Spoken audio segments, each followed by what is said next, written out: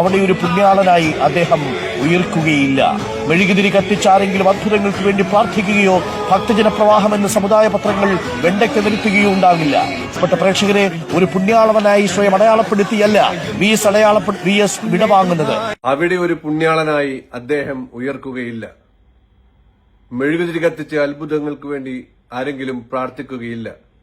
ഭക്തജന പ്രവാഹം എന്ന് സമുദായ പത്രങ്ങൾ വെണ്ടക്ക നിറത്തിൽ എഴുതുകയില്ല. റിപ്പോർട്ടർ ചാനലിലെ അരുൺ ബഹുമാനപ്പെട്ട മുൻ മുഖ്യമന്ത്രി വി എസ് അച്യുതാനന്ദന്റെ വിലാപയാത്രക്കിടെ ഘോരഘോരം പറഞ്ഞ വാക്കുകളാണ്. എന്തിനാണ് അദ്ദേഹം പരോക്ഷമായി ഉമ്മൻചാണ്ടിയുടെ മേൽ പരിഹാസം ചൊരിയുന്നത്? നിനക്ക് ഈ സർക്കാരിനോടും ഈ പാർട്ടിയോടും CPM-നോടുമുള്ള വിധേയത്വം, അതുപോലെ തന്നെ നിന്റെ മുതലാളി മരംകട്ട കേസിൽ ജയിലിൽ കിടന്ന നിന്റെ മുതലാളി ആൻഡപ്പന്, അദ്ദേഹത്തിനും ഈ സർക്കാരിനോടുള്ള വിധേയത്വം, ഇത് മലയാളികൾക്കെല്ലാം അറിയാം. പക്ഷേ അതിന് നീ എത്ര വേണമെങ്കിലും വാഴ്ത്തിപ്പാടിക്കോളൂ, സർക്കാരിനെ വാഴ്ത്തിപ്പാടിക്കോളൂ, മുഖ്യമന്ത്രിയെ വാഴ്ത്തിപ്പാടിക്കോളൂ, അതല്ലെങ്കിൽ അന്തരിച്ച വി എസ് അച്യുതാനന്ദനെ വാഴ്ത്തിപ്പാടിക്കോളൂ, അദ്ദേഹം ചെയ്ത നല്ല കാര്യങ്ങൾ വാഴ്ത്തിപ്പാടിക്കോളൂ. അതിലൊന്നും ഇവിടെ ആർക്കും വിമർശനങ്ങളില്ല.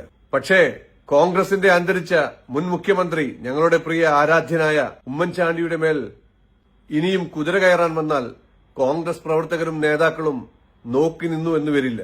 അദ്ദേഹം ഈ സമൂഹത്തിൽ ചെയ്ത നന്മകൾ, അദ്ദേഹം സഹായിച്ചവർ, അദ്ദേഹം നേരിട്ടും അല്ലാതെയും ഒരുപാട് ആളുകൾക്ക് സ്വാതന്ത്ര്യം നൽകിയിട്ടുണ്ട്. അവരെല്ലാം ഒറ്റയ്ക്കും കുടുംബസമേതവും അവിടെ വന്നു. ഉമ്മൻചാണ്ടിയുടെ മതാചാരപ്രകാരം അവിടെ നടത്തി വന്നിരുന്ന ക്രിയകൾ, മെഴുകുതിരി കത്തിക്കൽ, ഇതെല്ലാം അവിടെ വന്നവർ എല്ലാവരും ചെയ്തു. അതെല്ലാം ഓരോ മതത്തിന്റെയും ആരാധനാ സ്വാതന്ത്ര്യങ്ങളാണ്. അതിനെയെല്ലാം നീ ചാനലിൽ വലിഞ്ഞു കയറിയിരുന്ന് ഇതുപോലെ ചോദ്യം ചെയ്യലും പരിഹസിക്കലുമായാൽ അരുണേ, ഇതൊന്നും അധികകാലം നീണ്ടുപോകില്ല.